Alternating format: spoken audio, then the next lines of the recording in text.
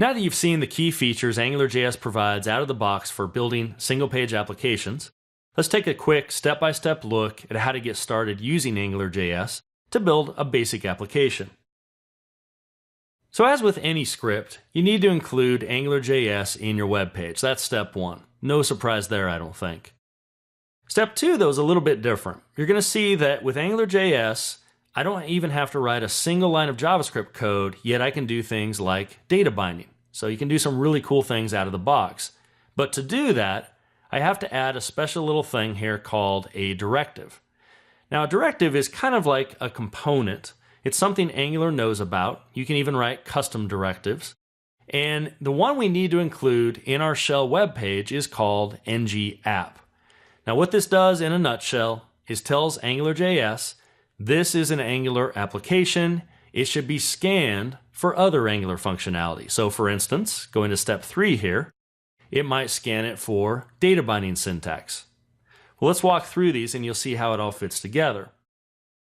So step 1 is pretty easy. We either grab the script and copy it locally and reference it, or we can go up to the Google hosted CDN and you can supply the version of Angular you'd like to grab, such as maybe 1.2.2 or whatever it may be.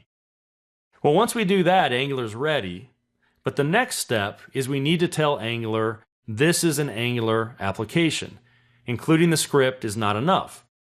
So the way we do that is we add this little ng-app. Now, you could add it up on the root HTML tag. You could actually add it down on the body tag if you wanted. But I normally put it up top here, make it available throughout the whole entire shell page. Now, what that will do, as mentioned earlier, is mark it as an Angular application. Now, by doing that, you can do things like data binding.